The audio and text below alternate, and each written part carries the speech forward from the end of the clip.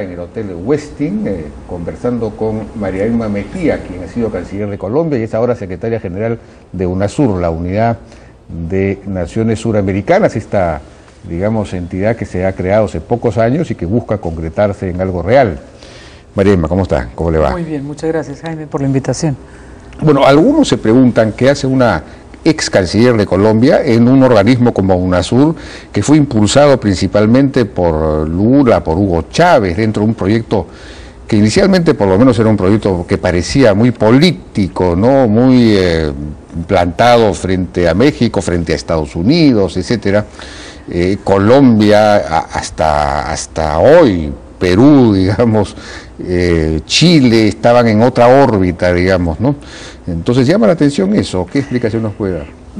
Lo interesante de este proceso, Jaime, es que empieza en realidad como en los albores del principio de esta década, ¿no? De la primera década del siglo XXI, porque ya en el 99 y en el 2000, cuando por primera vez Fernando Henrique Cardoso invita a todos los presidentes suramericanos, dicen, bueno, aquí hay 12 países, estamos unidos físicamente, no tenemos las limitaciones del cruce del Caribe o del mar, tenemos que integrarnos y tenemos que empezar como una integración real.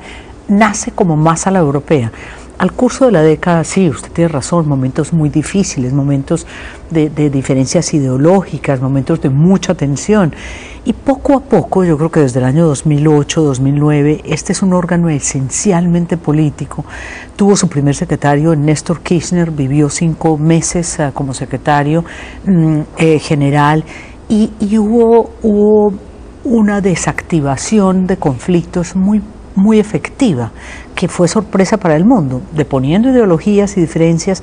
Por ejemplo, Colombia y Venezuela, que hace menos de un año, el 10 de agosto, se selló la relación nuevamente con Colombia y con Venezuela. ¿Pero UNASUR tuvo que ver en eso? Claro, porque Néstor Kirchner inmediatamente responde con los presidentes y desactiva. Kirchner es el que va a convencer al presidente Santos, ya presidente electo, y va a convencer al presidente Chávez y les dice, intentemos un acuerdo entre los dos, ya no solo superación de relaciones diplomáticas, sino reanudación de relaciones comerciales. Uno es como pelear, no sé qué ejemplo ponerte, tú lo sabrás mejor, pero para nosotros es una verdadera tragedia que hubiéramos roto relaciones. Y la fórmula que se encontró es decir, bueno, el próximo secretario general va a ser el periodo que le quedaba a Kirchner de 2 años, una colombiana y un venezolano.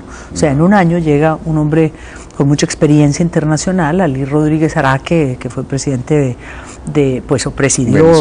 Venezolano. Va a ser el próximo... Exacto, era la fórmula como para distensionar, y decir, un año Colombia y un año Venezuela, y ya después entrará un periodo regular. Pero esa es una larga introducción para decirle que presidentes han logrado como madurar mucho, de poner diferencias ideológicas y buscar verdaderamente una integración que mucho nos hacía falta, más allá de los acuerdos comerciales.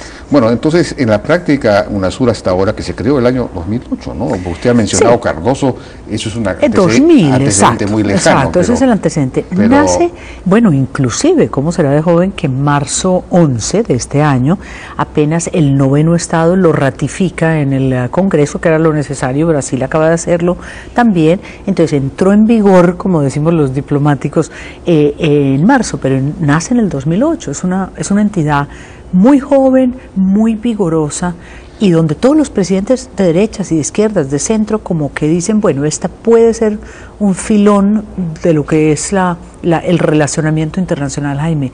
Una nación sola, así sea Perú como está hoy su economía, o Brasil, que ya es una potencia emergente muy sólida. Somos fuertes todos, pero juntos somos muy potentes. Pero, claro, juntos, si es que fuese posible una integración económica, comercial, pero entre países que tienen modelos económicos tan divergentes, eso es imposible. Y en realidad ese debería ser el reto, porque claro, hasta ahora UNASUR es un foro de arreglos políticos, de arreglos, digamos, de situaciones como las que usted ha mencionado, pero el gran desafío es el otro. Sí, pero pero precisamente, más que comercio aquí, nosotros de lo que hablamos es integración física. Por ejemplo, hay hoy un banco de proyectos que en esta década se ha venido detectando desde que era Fernando Henrique, pero ahora sobre todo se ha detectado y se ha depurado, y hay 70 proyectos que en una década, hasta el año 2022, que celebramos, digamos, el último bicentenario con la independencia de Brasil en septiembre, vamos a tratar de decir, bueno, ¿qué hacemos en la década? Hubo encuentro de cancilleres y expertos en energía la semana pasada, o esta misma semana aquí en Lima, donde los cancilleres de Chile, Bolivia, Perú, Ecuador y Colombia se juntaron y dijeron, expresamos nuestra voluntad política para hacer acuerdos energéticos. ¿Cómo nos complementamos? El norte de Chile no tiene energía, pero a Colombia le sobra. ¿Cómo a través de los otros dos países, Ecuador y Perú, se comunican? Entonces, hay como un pragmatismo. Bueno, eso es una conversación que se dio entre Chile, Perú y Colombia al interior de esta llamada y Ecuador alianza, y Bolivia. No, pero no solo la Alianza del Pacífico. Esta Alianza del Pacífico, que ahora no se sabe si usted forma parte, usted es colombiana, y digamos ahí se está hablando de una integración profunda con México, pero México está fuera de UNASUR. Entonces, ¿hasta qué punto estos son proyectos conflictivos, por ejemplo, ¿no? Para nada, por el contrario, yo diría que hay complementariedad. La OEA existe para unos propósitos, es una organización hemisférica, existe la Comunidad Andina de Naciones, ahora mismo este 28 será el traspaso, dijéramos, de la presidencia de Bolivia, que la tenía el presidente Juan Manuel Santos de Colombia. Existe la Mercosur, que es un ente muy poderoso, más allá estrictamente de lo comercial, y UNASUR converge más políticamente en proyectos, además de integración real. Ayer inauguramos, por ejemplo, en Río de Janeiro, el centro, un instituto de estudios suramericanos en salud, financiado por el gobierno de la presidenta Dilma Rousseff, el gobierno brasilero, precisamente para homologar temas de salud, en qué estamos, cómo trabajamos, qué podemos hacer en medicamentos. Entonces hay como una cantidad de propósitos que tal vez ni usted ni yo, cuando yo llegué, los conocíamos, que van más allá, dijéramos, de un tinte ideológico o de una cosa política, pero es un organismo joven que habla mejor frente al mundo. Si vamos a las Naciones Unidas, es mejor que vamos como UNASUR a que vaya Ecuador solo, Bolivia solo, Paraguay solo, Colombia solo. Usted mencionó algo que es muy real, es decir, hay proyectos de integración física. Eso es fundamental. No puede haber comercio, por ejemplo, si no hay integración física. Ahora, esto venía desde antes, desde los IRSAs, en realidad. Exacto. Es cierto, eso ese es el origen. Ese es el origen, ¿no? Entonces, no es el UNASUR que de alguna manera está ayudando a que eso siga avanzando. Pero el objetivo debería ser la integración económica o comercial y económica, porque eso es lo que realmente le daría fuerza a Sudamérica. Pero en eso no hay nada, es decir, no hay ninguna idea. Pero fíjese que en este nuevo orden mundial, que definitivamente nos ha tocado enfrentar, y a todos, llámese países de ideologías de derechas o de izquierdas, hay un nuevo orden, hay una crisis internacional. En la medida en que estamos más juntos, hay un replanteamiento. Europa, que era nuestro modelo, que íbamos a tener un fondo de compensación para que nuestros países pobres o chicos de pronto fueran apoyados por las Alemanias de Sudamérica, pues eso fracasó o está en una situación muy compleja. Entonces, yo creo que más allá del tema estrictamente comercial, UNASUR tiene como tirar doctrina, decimos nosotros popularmente, fijar líneas distintas y nuestra propia forma de resolver los problemas. Le voy a dar un ejemplo. En defensa, lo que se ha avanzado en defensa, el Consejo Suramericano de Defensa, que es un modelo que se presentó a la Junta Interamericana de Defensa, que se presentó a los Estados Unidos, que se debatió con los gobiernos, que el propio Álvaro Uribe, que tenía tantas a veces diferencias con la propia UNASUR, firmó el tratado y firmó el Consejo de Defensa Suramericano para poder mirar qué será de nuestros ejércitos adelante, cómo transparentamos gastos militar, cómo ganamos en medida de confianza. Así que todo lo que sume a confianzas entre nuestros gobiernos es mejor, bueno, es más suma que resta.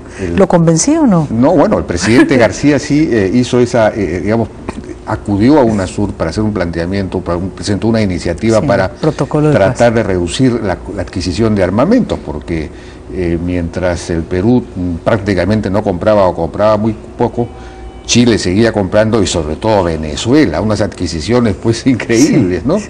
Y entonces, para no hablar del propio Brasil.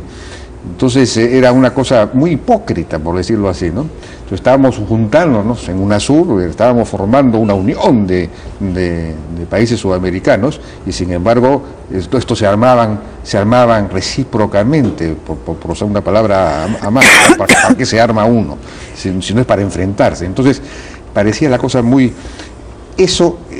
digamos, no ha prosperado en términos de lograr acuerdos de reducción de adquisiciones. Bueno, le voy a decir cuántos años tardó la Unión Europea en aprobar un protocolo de paz como el que pretendemos en Sudamérica.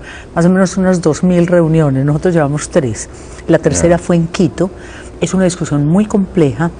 Se acaba de realizar la tercera reunión. Perú lidera el Consejo, preside el Consejo de Defensa Suramericano, lo ha hecho, debo decirlo, los felicito porque lo han hecho muy bien.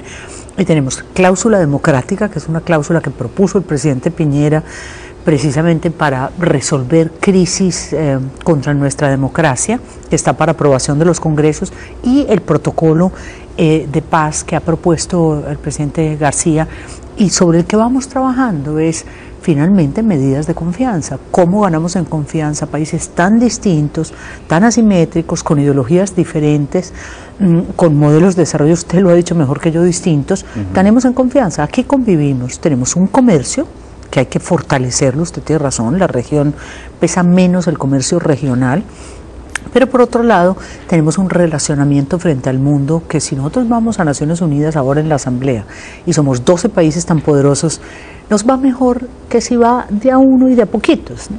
De acuerdo.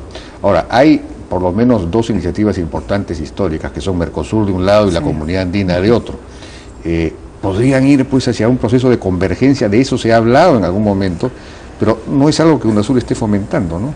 No, yo diría que por el momento es más el relacionamiento político, las posiciones frente a terceros comunes y el fortalecimiento de nuestra integración real.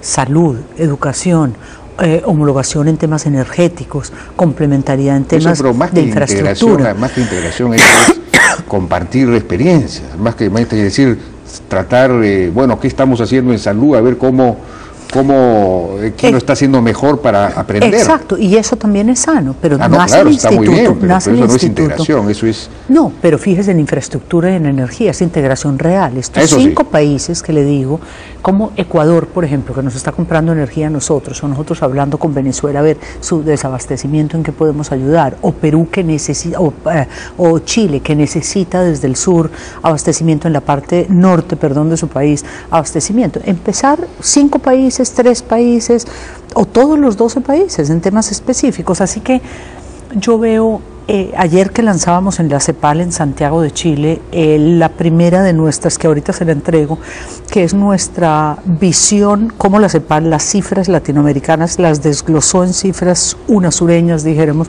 cómo está nuestra educación, cómo está nuestra empleabilidad, cómo está nuestra migración, cuál es la demografía suramericana.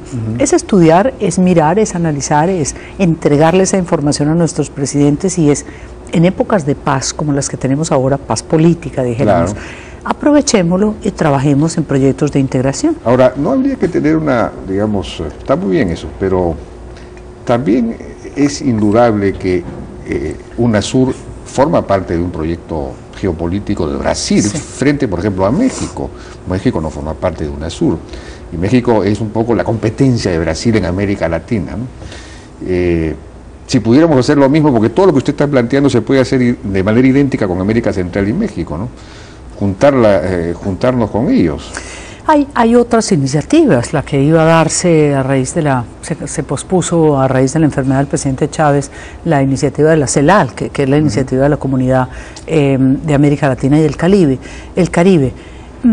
Pero yo diría que este es un grupo que está funcionando. A mí me ha sorprendido, déjeme decirle, que yo soy recientemente llegada, el presidente Santos me invitó a que estuviera aquí y fue sorprendente porque Colombia no había estado muy cercana a UNASUR, y entonces fue sorpresivo eso y contribuyó también a la paz y a ese proceso de integración.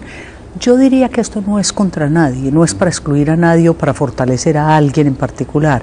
Es un intento serio, político, que responde en la forma más ágil que yo he visto. Yo tengo mucha experiencia en temas internacionales y es difícil mover un organismo multilateral. En cambio, este es ágil, los presidentes responden inmediatamente, no tiene burocracia, despachamos desde Quito en una sede sencilla con 8 personas. Y vamos a ver, en una década lo invito, donde usted está en el año 22, en 2022, ojalá, en septiembre, a mirar cómo nos fue. Ojalá que se haya conseguido ahí la integración comercial, ¿no? Por ejemplo, como el Brasil que es un gran mercado, y sin embargo el país más proteccionista, es decir, la balanza comercial entre Perú y el Brasil, por ejemplo, es ampliamente favorable al Brasil porque Perú es un país abierto y Brasil es un país cerrado. Entonces, UNASUR podría jugar pues un papel, por ejemplo, en lograr que el mercado brasileño se abra al Perú y a otros países, ¿no? Pero en fin, eso no está dentro de las ambiciones de UNASUR, lamentablemente.